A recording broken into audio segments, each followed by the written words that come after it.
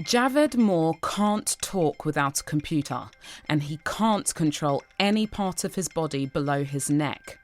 But his brain is normal, and he's become a popular visiting lecturer at the London South Bank University. He gives students first-hand experience of communicating with a person who is severely disabled. As you are studying other individuals that have cerebral palsy, I was asked to come and give my perspective on my own experiences of the condition. This is why I have entitled this presentation as Living My Life. I am here to talk about my life journey with all of the positive and negative experiences I have encountered along the way. Javed wears a headband that carries an infrared pointer, like a TV remote control, that he points with his head to spell out words. I am trying to change the way how disability professionals approach disabled people in England and even across the world. The things that Javed says, I couldn't, if I maybe had textbooks or journals that reported what people said about their experiences. It's hearing it from him, that face-to-face like that, I couldn't get in any other way. I would like to emphasize that everybody is an individual with their own unique minds and needs. Therefore, disability affects all people differently, whether the impact is physical or psychological. By the end of the Living My Life lecture, I hope it will get all of you to realize the importance of approaching clients with open-minded hearts. This is the 8th or 9th time that Javed has come to speak to the students at this point in their program for OT, and every time they walk out and they remember so much of what he said, the points he tried to make for them to come across. It's probably the most powerful lecture that happens in the module. So thanks, Javed. They remember this most. Javed smiles a lot and he's very positive about life. The London South Bank University students hear that, thanks to his excellent care, he can do most things, including going out to restaurants and listening to bands and DJs at clubs.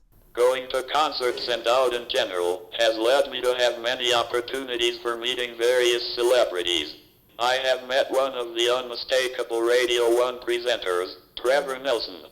This made me really feel an equal in society. The Jazz Cafe in Camden is a venue that I visit regularly throughout the year. The Jazz Cafe holds a special place in my heart. They accommodate for my needs as I get to be positioned right up front in the crowd. In my eyes, this symbolizes equality. He was saying was just kept making me think that basically it's not about, what you perceive about a person from outward appearances. So you shouldn't limit someone from what you see.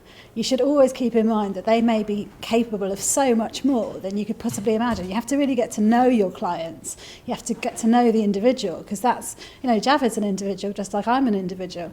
I may have a disability that he doesn't know about. But until I tell him that, he's not going to know.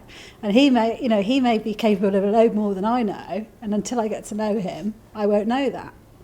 We've heard what Javed has to say today, but for people who are unable to do that, by using empathy and compassion, I suppose you improve their quality of life quite drastically. And it's given the idea of how the client feels with different professionals, and it puts everything into perspective. So it makes you think about the client before you approach them and how they may be feeling and what they expect. At the moment I am feeling quite pleased. The occupational therapist students seem to understand what it is like from a disabled person's perspective. Unfortunately, a lot of people nowadays, and for centuries, decades, a lot of people just deal with disability without loving understanding and compassion. My role in this society is to break that down by doing lectures to people about what it is really like.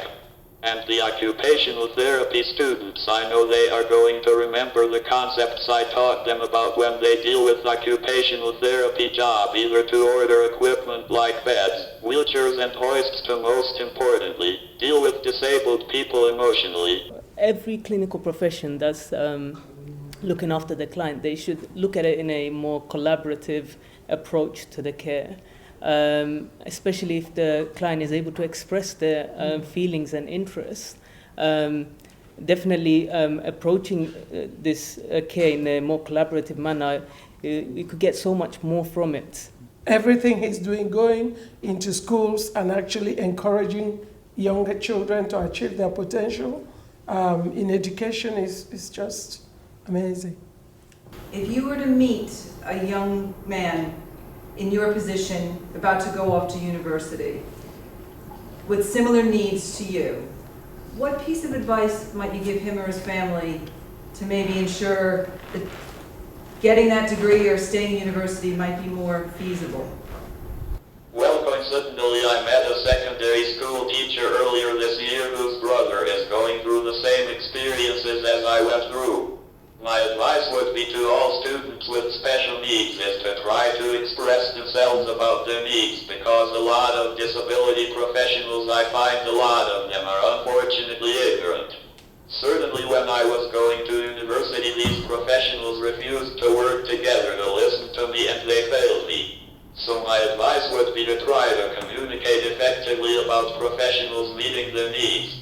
Even more, they should try to get an advocate to help them. As clinical professions, the client is our responsibility, their well-being is our responsibility.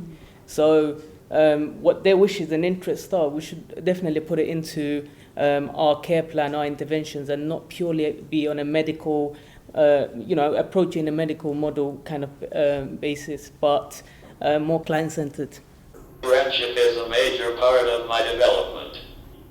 Once you have compassion and love from other human beings that understand your situation, then your life can be easy. I think the most important thing was to see each and every person that you see as an individual, rather than trying to, in your own mind, thinking what's best for them, rather than seeing it through empathy and what they would like, and to do the best by them, I suppose. When Javed was making the points of the training that the students go through, it reminded me of how much the person who's going through it knows. And I think sometimes as the healthcare professional, you think you know everything and that you're educating them on equipment or legislation. But in reality, because they're living it, they are an incredible resource to use. Thank you very much.